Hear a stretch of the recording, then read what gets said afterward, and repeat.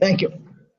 Our next panel is going to be on distributional analysis. I think this time it's Jim's turn to do the presentation. Stephane Verguet will be moderating the panel. Thank you.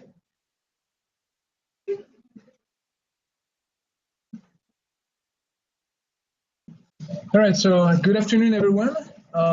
Let's get started. So what we're going to talk about in this panel is about assessing distributional impact.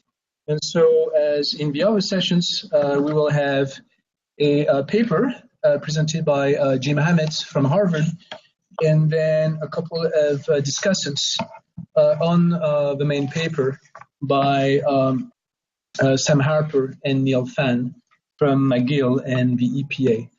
And then afterwards, we will have plenty of time for clarifying points, Q&A, and further discussions. So without further ado, we will get started. So Jim?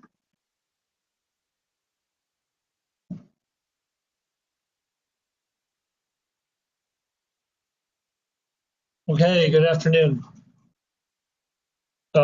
What I want to do in this presentation is first talk a little bit about benefit-cost analysis and the theoretical underpinnings.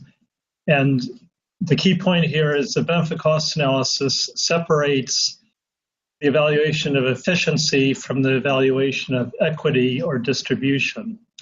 I want to explain why that's done, what the reasons are for it.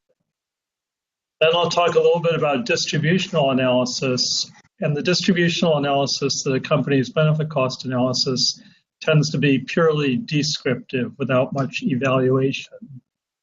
Raises the questions of distribution over what and distribution of what.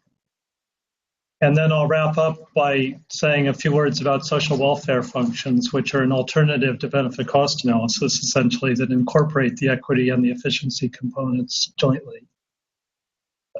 So benefit cost analysis, what we're aiming to calculate is the net social benefit.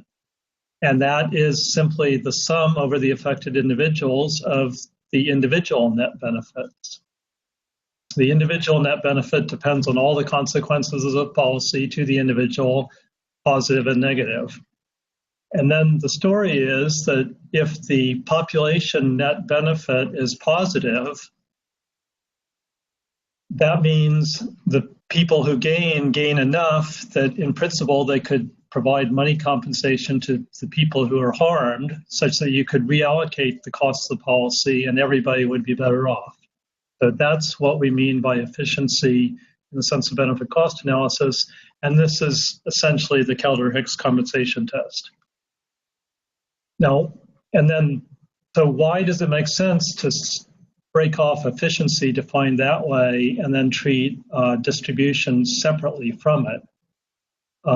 The logic is efficiency is kind of like the size of the social welfare pie. And if you expand the pie, then everybody could, in principle, get a bigger piece of it. If you contract the pie, obviously some people have to get smaller pieces. And then the question is, what if you don't like the distribution? The conventional answer is it's more efficient. You can redistribute at lower cost through direct instruments like taxes and welfare policy than by having suboptimal health policies or education policies or something else. Another point that's critical to the acceptance of benefit cost analysis is in modern neoclassical economics, it's broadly accepted that there's no way to make interpersonal comparisons of changes in well-being in an objective manner. So if we were thinking of some medicine to relieve pain, how could you determine which individual benefits more from relief of his pain? So the efficiency, at least as defined in this way, doesn't require any comparison of well-being gains between people. You just have each person's money gain for whatever the good is, and then you could compensate by money in principle.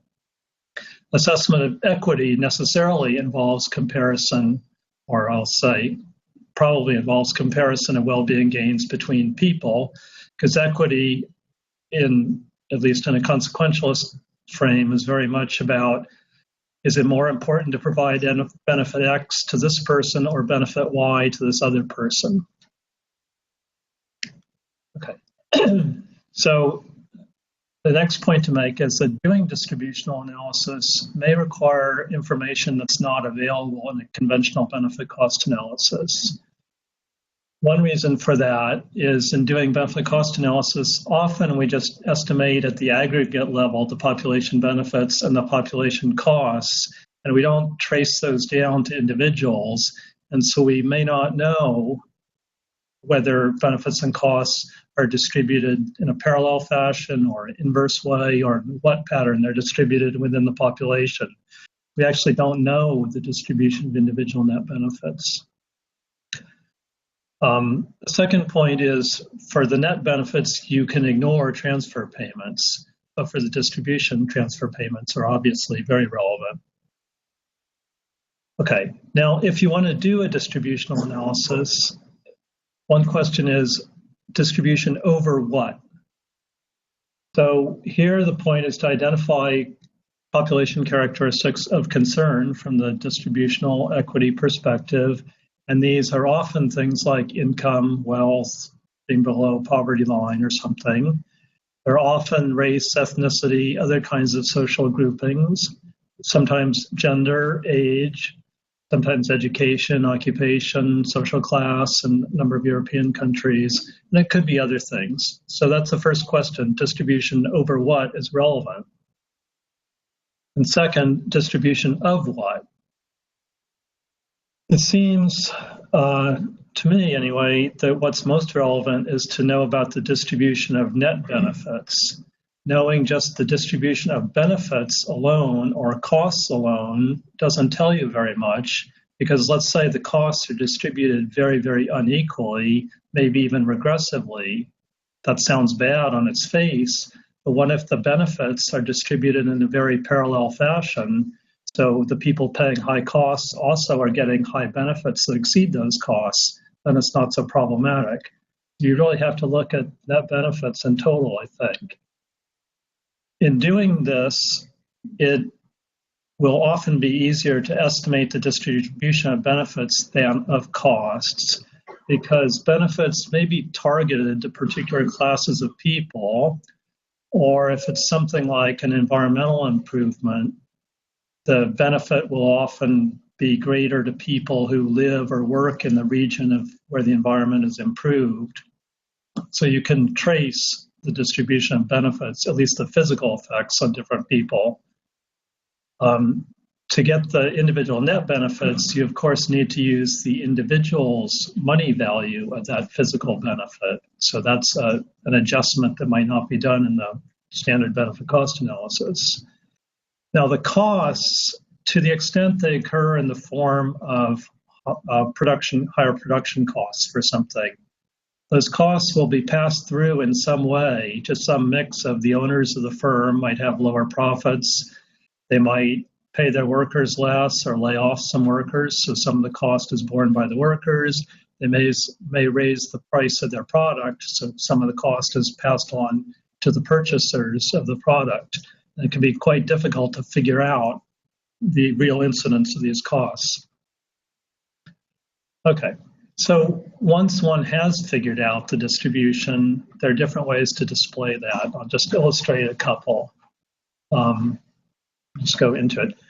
A very simple thing to do would be to have some sort of a table where you could have various classes of people. So here the left column is just income range, but this could be income range by gender, by racial group, by region, by whatever is of interest.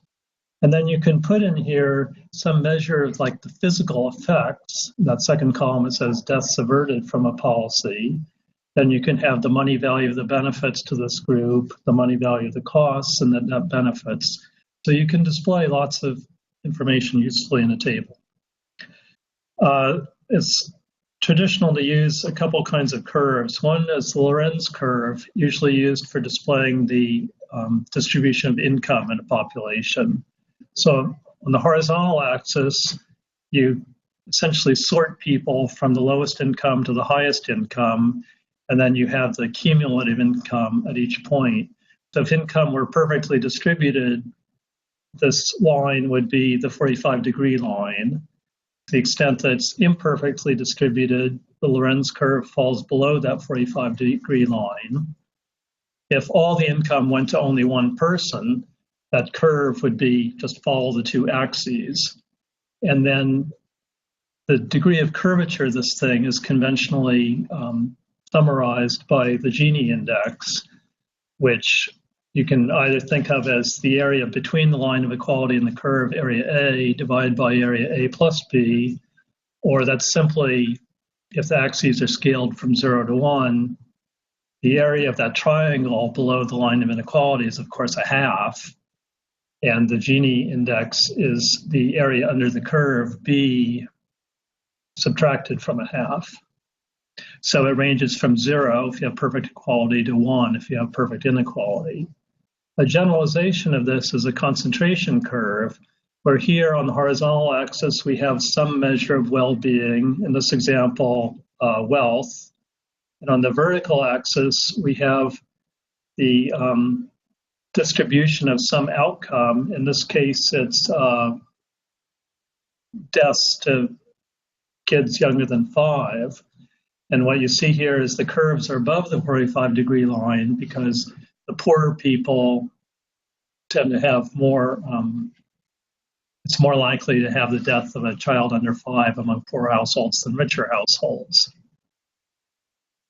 So these concentration curves could be above the 45-degree line, below the 45-degree line. They could cross the 45-degree line, depending on the distribution and whatever it is of interest. And this can also be summarized by an index calculated essentially in the same way as the Gini index. It's a half minus the area under the curve. But recognizing the curve could be above the 45-degree line, you can see the index ranges from +1 to -1. Now, a word about social welfare functions. So unlike benefit cost analysis, a social welfare function requires a measure of individual well-being that we take as meaningful for interpersonal comparison. I'll call that WI is the well-being of individual I. The social welfare function is just a function of the levels of well-being in the population. So probably the best well-known of these is the utilitarian social welfare function, where you just sum up utilities in the population. And if you have a policy that changes the well-being of people, then you sum up the new set of utilities. And note that if you have diminishing marginal utility in response to wealth or income, as people intuitively think makes sense, that means increasing the income of a poor person has a bigger wealth utility gain than increasing the income of a rich person. So this is now getting you some progressive or that's pointing toward redistribution from rich to poor, unlike benefit cost analysis, which assumes $1 is the same regardless of who gets it. And then a generalization of this is the prioritarian social welfare function, where again, it's the sum of individual well-being levels, except it's not WI, it's G of WI, where W is a increasing concave function like this. So you see, if well-being is low and you add a small amount delta W to it, the G of W rises a lot. Whereas if well-being is relatively high, you add the same increment to it, the transformed well-being G of W rises by a smaller amount. This gives more priority to people low well-being than the utilitarian index. And then the final point is that for small changes, you could figure out the equivalent of the social welfare gain of that evaluation of the policy using benefit cost analysis, but weighting the net benefits by some measure of the relative social value of improving income, improving utility, and then improving transformed utility if you're thinking in a prioritarian sense. So, but weighted benefit cost analysis can be a good approximation to going all the way to social welfare function. So thank you.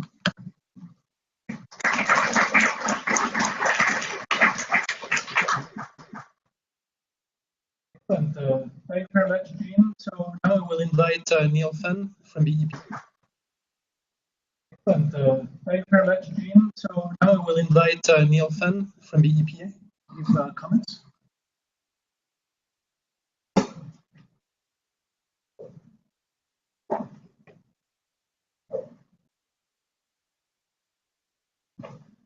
Great, thanks very much. First, I wanted to thank Lisa so much for inviting me. This is such a privilege. And also to note that the role that I play at the EPA is in leading regulatory impact analyses for changes in air quality. So the comments that I'm about to provide are best viewed through that lens. So the good news is I only have 4 slides, right? And only 2 of them are actually substantive. The first is the title slide, and the second is a disclaimer. So there's a whole lot to like about this document. First, as one would, of course, expect from anything that Lisa and Jim have written, it's very clear. First, it's lucid. It's accessible, and I was really quite grateful for that. The second, which I don't in any way take for granted, is that there is a very clear, strong empirical basis for the recommendations. It's very well grounded in the literature, and from my reading of it, it was very much reflective of the current state of the science. Third, I felt like the document did an exceptionally good job of showing for the reader how the policy question should guide the technical approach rather than the other way around. I know that EPA is not unique in this respect, but I've often seen analyses where a particular technical tool or approach will dictate the policy question rather than the other way around. And I think that the document was quite clear in this respect that the question should dictate the approach and also, of course, the data that one collects to answer that technical or policy question. The last point I wanted to make is that I thought it was very nice that you considered both the distribution of benefits as well as costs. From my read of the literature, the former is done much more frequently than the latter, but the latter is no less important. So understanding obviously how benefits are distributed across the population as a whole or population subgroups is important, but so too is understanding how the costs are borne by the same groups. From my experience in the air program at EPA, it's much more technically challenging to characterize the distribution of costs than it is the benefits. And that's something I wanted to talk about in greater detail in just a moment as a way of illustrating that point. So for all of the factors that there are about the report that are oh, thank you. Minutes left. Wow, no kidding. All right, they're quite exceptional. There are a few factors that I think that would be worth considering in depth. The first is, will a better distributional analysis lead to better decisions? And I don't mean to be crass in this respect, but if the cake is already baked, in other words, to what extent is a distributional analysis going to actually guide or inform a different set of policy conclusions or policy questions or funding decisions than might have already been made. Considering also how decision makers are going to interact with the information to apply it to actually make a decision. The third, which I think is actually pretty critical and shouldn't be understated, is are the data actually available to answer or to inform the distribution analysis in the way that you would want? In the air pollution context, it's actually not unusual to not have all of the data that one needs in order to do that type of distributional assessment. Finally, maybe even most importantly, how easy or difficult are information about the distribution of benefits and costs to interpret? And in the context of inequality coefficients, Jimmy mentioned the Gini coefficient, the other metric that Sam's going to be talking about in greater depth is the Atkinson index. I think there's a question about how interpretable or how accessible that information is to decision makers. To what extent does it illuminate versus not obfuscate, but potentially confuse? And this is just an example in the circa 1.5 minutes I have left, maybe a little bit more. Okay. This is from an analysis that several of my colleagues, including Henry Roman, who's sitting in the back, and John Levy and I did several years ago.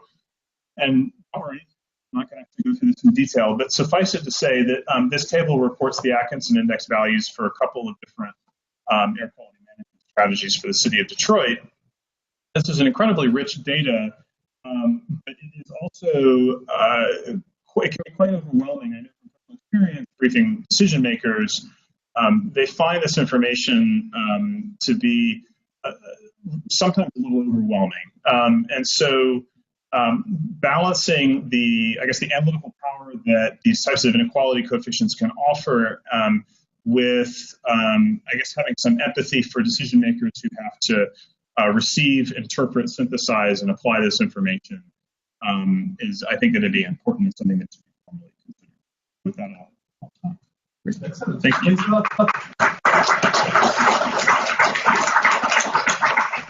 Great. So our next speaker is Harper from Montreal, from McDonald.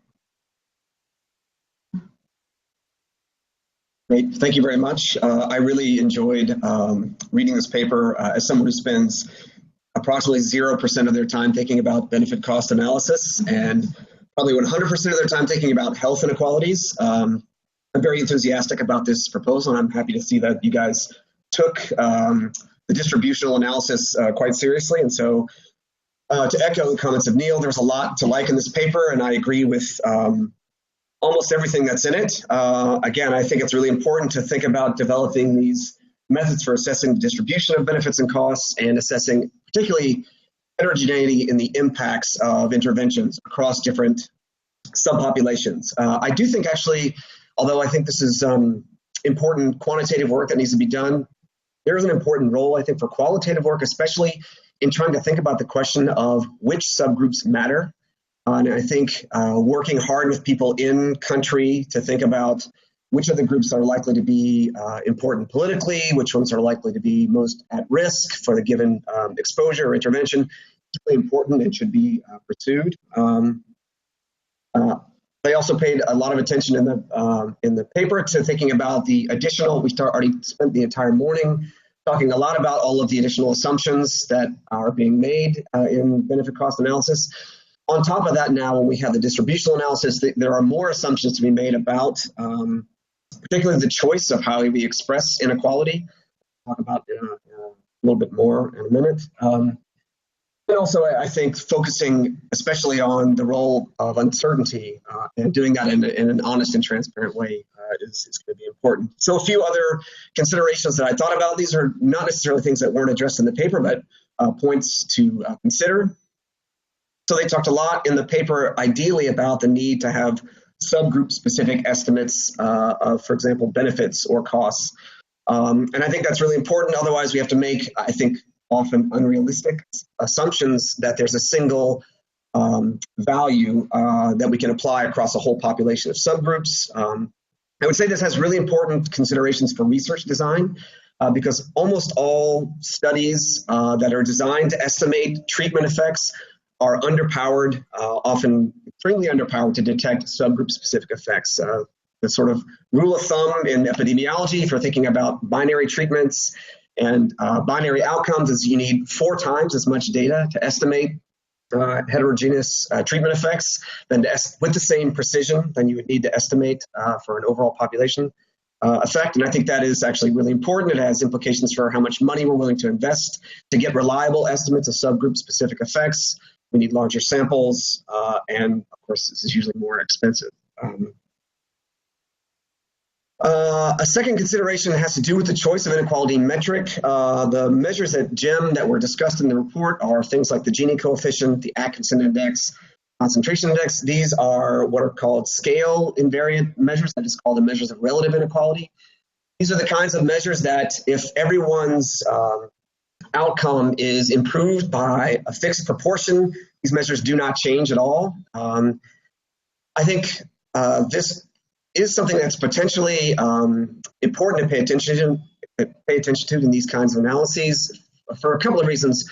One, when you're thinking about, for example, things like binary health outcomes, like whether we measure the outcome in deaths or survival, that can have a big impact on the magnitude of relative inequalities.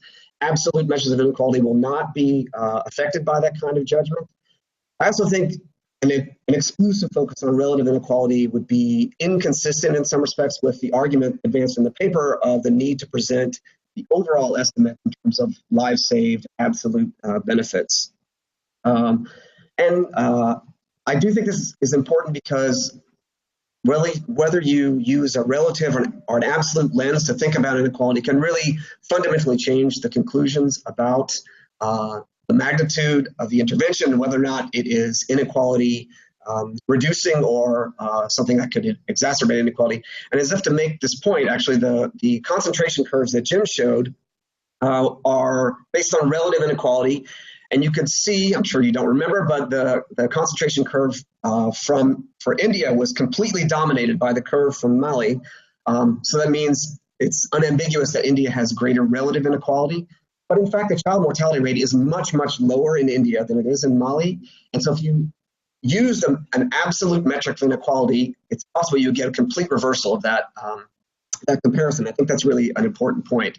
We have a lot of experience in public health with thinking about interventions that may improve the situation on average, but increase relative inequality, but decrease absolute inequality. And I guess I'd like to see a little bit more in the paper about how to think about those situations when we have to trade off perhaps average benefits versus increases in relative inequality, and whether relative inequality is really the right thing for us to focus on.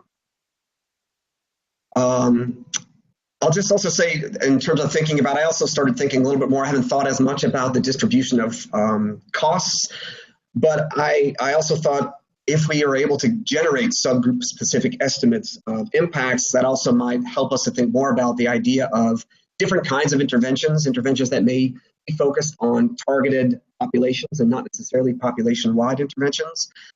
So if there are cases when specific subpopulations, for example, people living in slums, the ultra-poor in rural areas, if these groups are experiencing a disproportionate burden of the risks, it could make more sense to think also about more targeted interventions as well.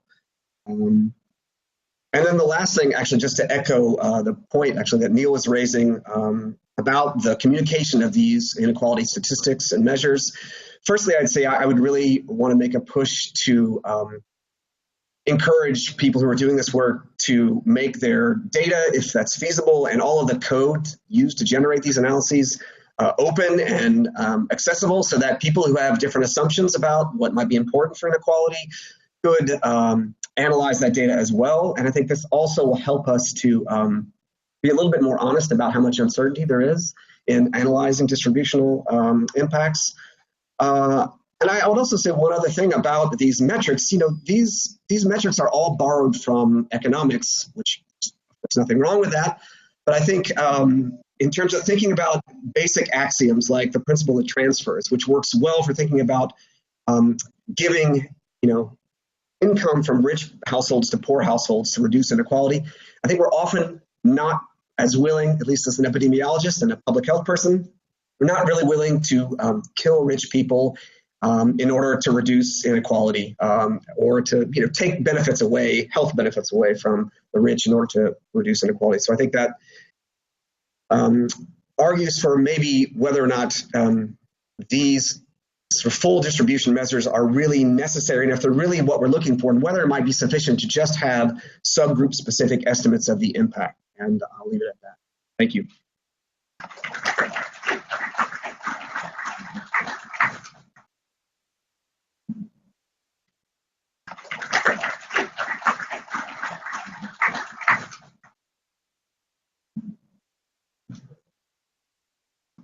Thank you very much. So I'll invite now the panelists, the contributors, for questions. And we have about almost 30 minutes for open discussion.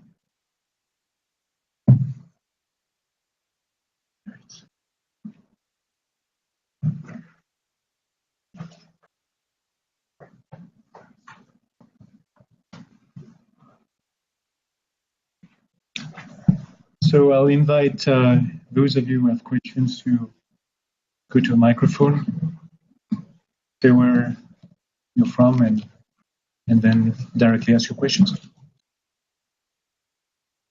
One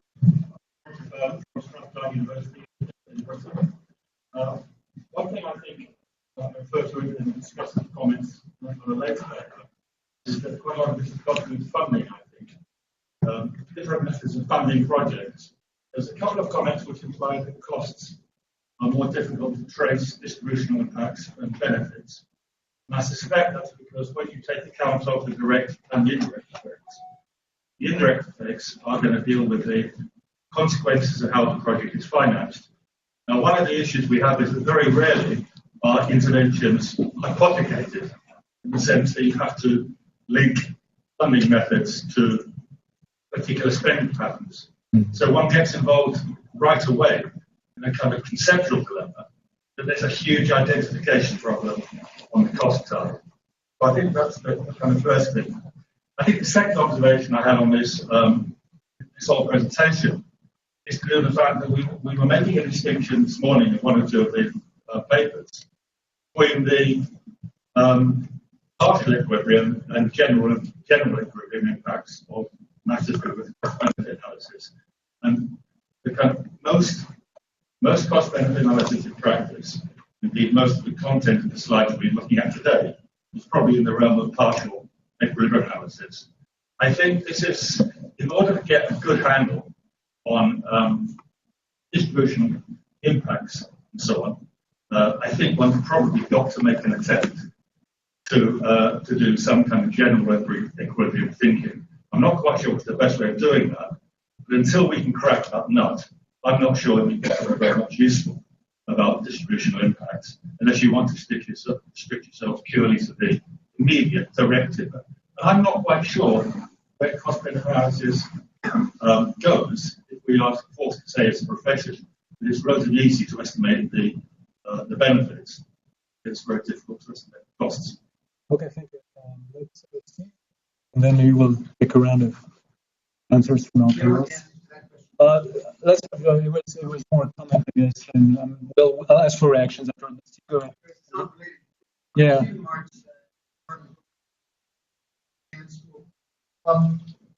This panel is obviously the important questions of how determining impacts is important to attach to population characteristics and finding subgroups and so on. Reference was made by Neal to the importance of policy driving the selection of the methods you're going to use for distributional analysis. Now, what occurs to me is that in determining what will be prioritized, whether you're being prioritarian or redistributional in the approach that you're taking, there are strong policy incentives to attempt to drive that, only one of which was mentioned very briefly in this morning's session, and that was the SDGs. And only because the Ugandan government attached a great deal of importance to it. Now, in the development work that I do, there are three large domains of policy prioritization that come through the SDGs, and not only the goals, but the targets and the indicators that are being developed with lots of stakeholder input into defining them. That's quite relevant to redistributional analysis. There is the human rights framework, rights-based development, which is strongly influencing development actors and determines some of these priorities about how you would measure distributional impacts. And there is the oft-forgotten capabilities approach that has been developed by the Human Development Report in the UNDP and has been developed by many practitioners in finding the tools and analysis of redistribution that focus on the multidimensional aspects of poverty that have been defined in the Human Development Report. And I'm surprised to have heard only one allusion to the importance of policy in determining what are the criteria for characteristics of the population or importance of subgroups. And I was wondering if the panelists would have any thoughts on what appeals to them as being the background policy that pushes you in one direction rather than another as you select the criteria for your distributional analysis. Thanks. Josh, do you want to, let's have one more question and before we go to, whether it doesn't, okay, that's good. I thought Josh had a question. Yeah, so I'll ask maybe each of the panelists to take a couple of minutes to, maybe not. Yeah, I mean, this, yeah. Because I think that Neal, Newman, myself, Hammitt to some extent have talked quite a bit about this issue of when CG modeling is appropriate, when approaches are appropriate for thinking about distributional analysis. And I think that Newman has the most, I don't know, wrong to put you on the spot or should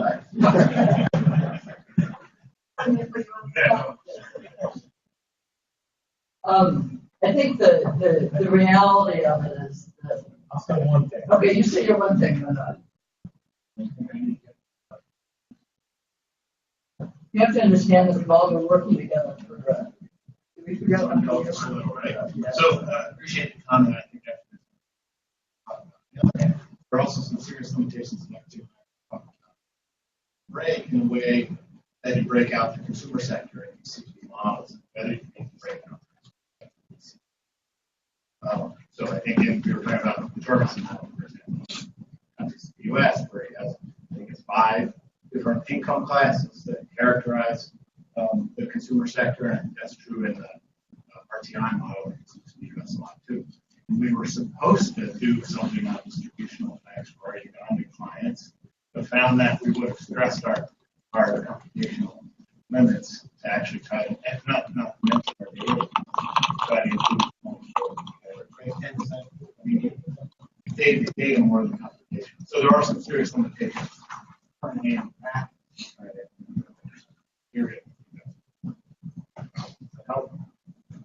was perfect. I think the other piece of that that's maybe the other side of the same coin is that most benefit cost analyses right now are either partial equilibrium or even something less. They just look at direct costs and direct benefits. And if, like me, you think that benefit cost analysis is more useful for decision making if it has some information of distribution along with estimates of net benefits, that means you're working in this partial equilibrium world. So I don't really think about it as one type of analysis as being better or worse than the other. I think of it more as what's the policy question? What data do we have? What tools do we have? And how can we best inform decision making? And right now, a lot of times it's partially equilibrium. Do you want to add to that, Vicky? Yeah, that's really nice. So I was actually thinking about the other question that was asked with respect to the role of policy in shaping distributional analyses. And again, I'm viewing this issue almost entirely through the lens of someone who's worked for the EPA for so many years and see how distributional analyses, to the extent that they're performed, are almost always done at they're sort of the analytical caboose. They tend to be done last. And it's fair to say that they're not necessarily informative of the policy. They may be supportive of the policy. But I haven't seen a case, and maybe this has happened outside of the federal sphere, where a distributional analysis has modified the policy, and that the policymaker has decided to iterate through additional policy options. I guess to say more clearly, I think you have to heed or be aware of the fact that the distributional analysis may or may not comport with the priors of the decision maker, and that's something to be. I don't know if you have to be sensitive to it, but be aware of it. Jim and Sam, do you want to talk a bit about the general equilibrium add to us before we get to Steve's question? My sense is it may not be exactly true all the time, but to first order, general equilibrium will only lead to significant different insights when the policy is kind of large compared with relevant markets. It involves multiple markets. So for many of the projects that many of us deal with, it's not a needed complication. For things involving big changes in education or health, it would be important, and especially evaluated over long time periods where you have developmental implications. So arguably, the Gates Foundation is only interested in the second class of events, not in the first. Actually, the people are watching online can't hear you with that. We said that the Gates Foundation is only interested in the second. In the big thing. Where's Dave Wilson still here for this? My understanding is that what Gates is hoping that we will do is come up with methods for method cost analysis down to small policies and large policies that are not restricted to the huge things. But the big are not excluded. But I think this is maybe it's a different version of the toolbox analogy I had up earlier.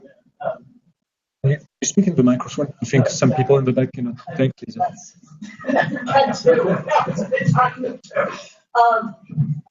think that a lot of people use the term fit for purpose, but I think that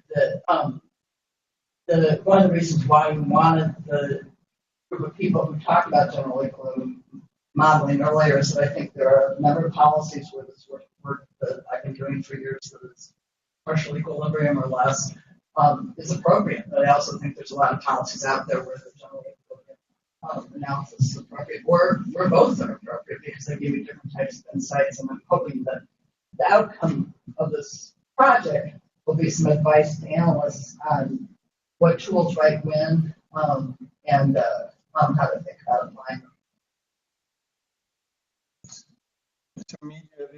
Thanks for coming to the microphone. So,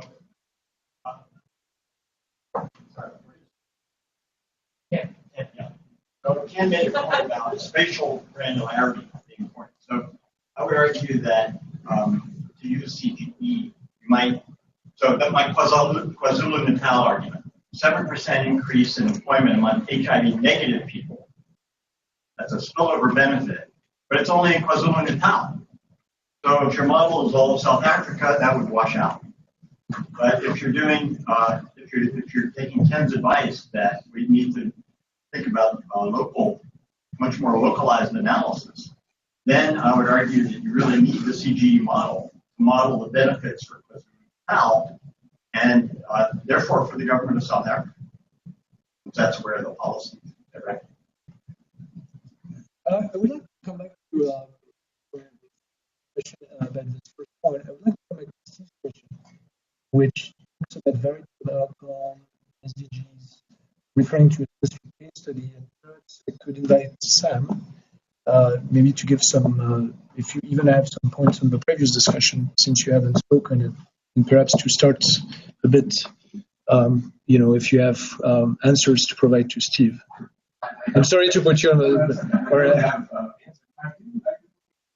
That's relevant to think about the direction that you're talking about, which is sort of the policy informing this question. Although I do think in some cases that can often be done at the expense of the most vulnerable populations in many countries that often don't have a voice and who are not participating in the policy discussion.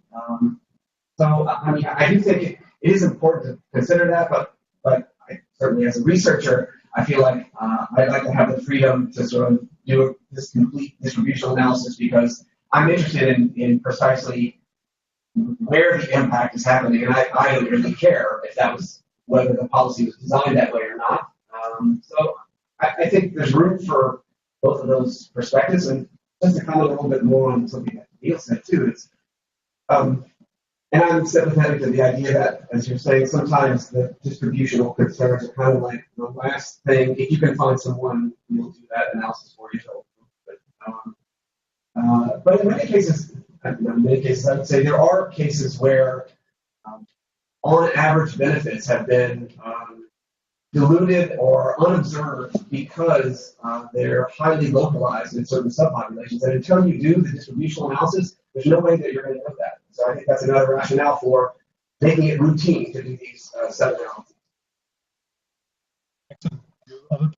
Yes, Jim, please.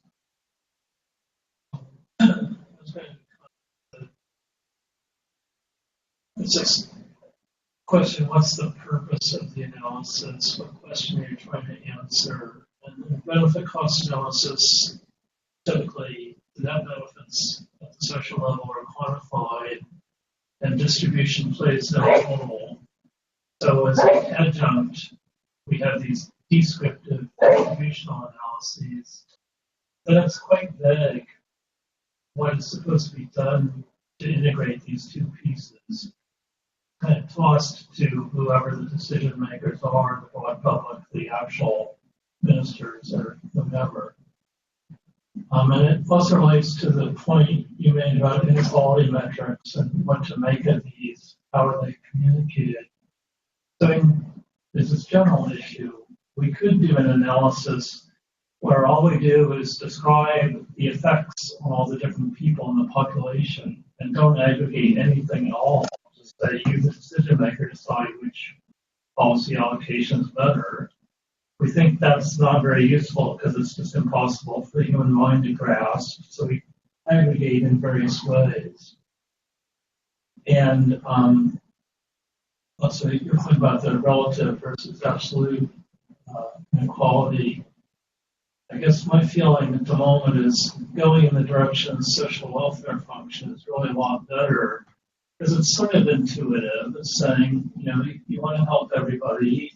You might want to help this group somewhat more than this other group. You can quantify how much, and then you can see how the different policies stack up in that way.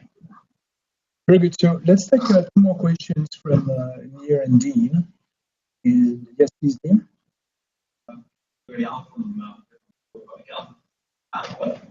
Urge or some distinction between two different motivations for looking at distribution, effects for subgroup analysis. One that was mentioned is prioritarian or egalitarian. You hear especially about the worst off, but it need not have that one. A simple utilitarian can also, if it was for free, want to detect certain gaps in certain sectors. Even if these gaps don't increase overall inequality in well-being or in overall health, in fact, some of these gaps will decrease inequality. For example, when the better off, the rich, happen to have some health problem, increase smoking among the richer, more educated women in developing countries, increase obesity among the middle class and upper class in some developing countries, shorter life expectancy for the gender that has more political power all over the world. These things can suppress overall inequality, and yet if you want to deal with those gaps, that could be out of simple utilitarian motivations, and it may make sense. So is that a question or comment? Both? Or Dean is going to answer it. We read together. One is yeah. No. analysis, and another one. Yeah. No, thank you, Neal. Dean, do you want to? Yeah.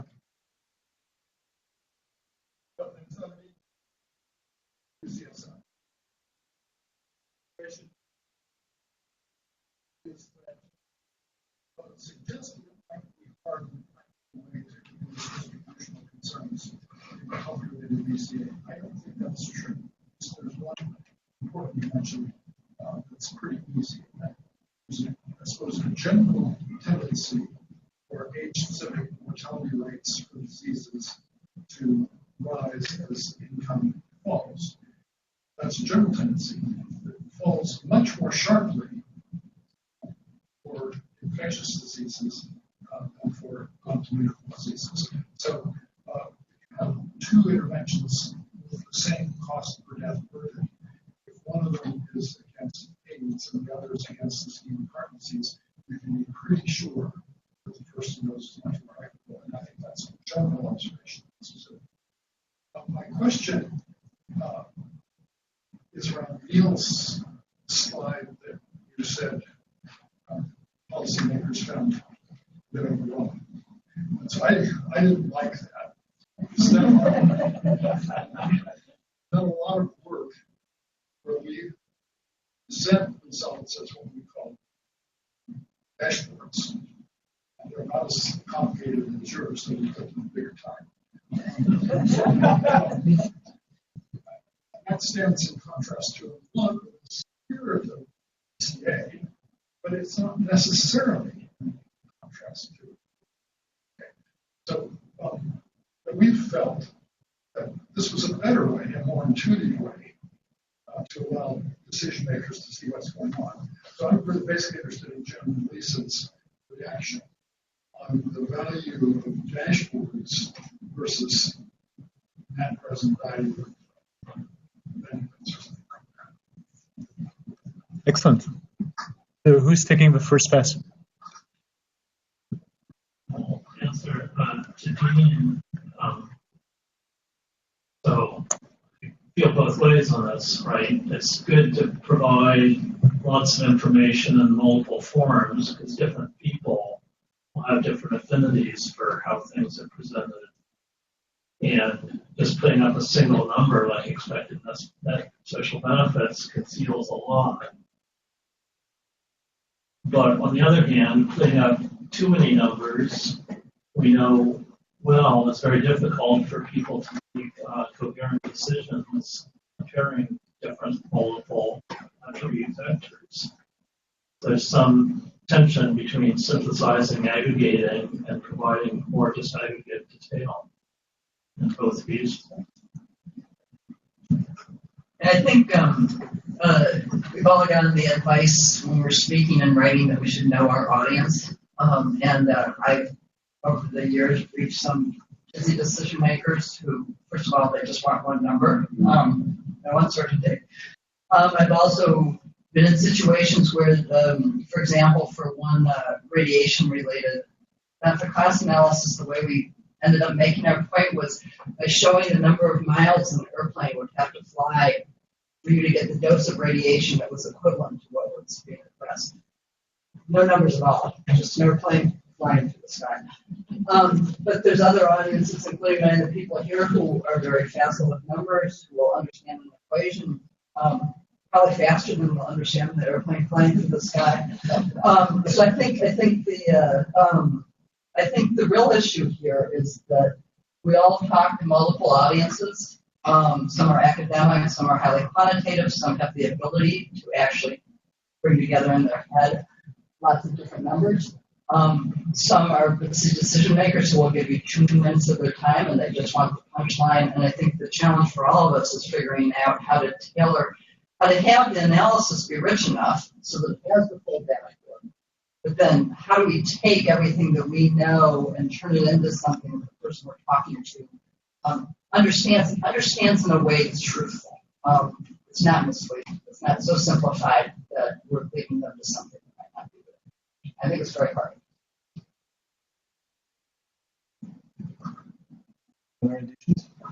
Yeah, I guess the only thing I would add to generally is the table that I presented in my slide is intentionally unclear in some ways, but to even get to the point at which you would present something that look more like a dashboard, the audience that you're speaking to would still need to have some understanding of what, in that case, an Atkinson index was, right? So and that's a whole separate conversation.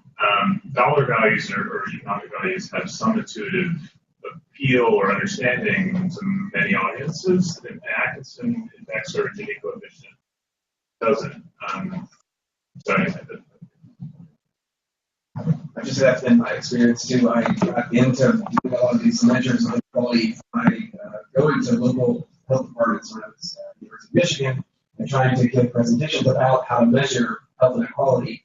And once you move away a little bit from straightforward kind of subgroup comparisons and people have a good intuition for that, and move into summary measures of inequality, it was just really hard to get people to have an intuition. That part of that is maybe our fault for not working hard enough to do that. I mean, life expectancy is actually, people have a good intuition for that now, but it's a very complicated number in many respects. And so that's part of the work that we can actually do as well, to try and work a little bit on how to communicate these concepts that are quantifiable, but in ways that are perceptive.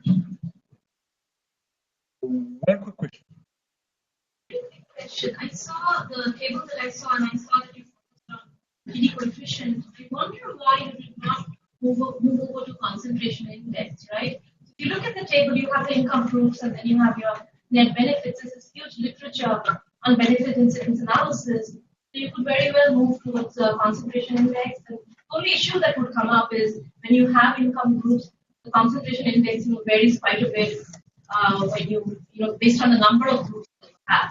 We actually did some technical issues with that. So why not? So all that to do is you could have a standard benefit cost analysis, and then you would add an additional subcomponent benefit incidence analysis. And are you talking about the table that was in Jim's slide or the one that? On Jim's slide, I think he went towards the social welfare function, which has weights and which itself has political issues, right? So we I was talking about the other one. Why not take it a little bit further? And you have you essentially are going to have a grouped income ranking variable, and then you have instead of health, you're going to have net benefit.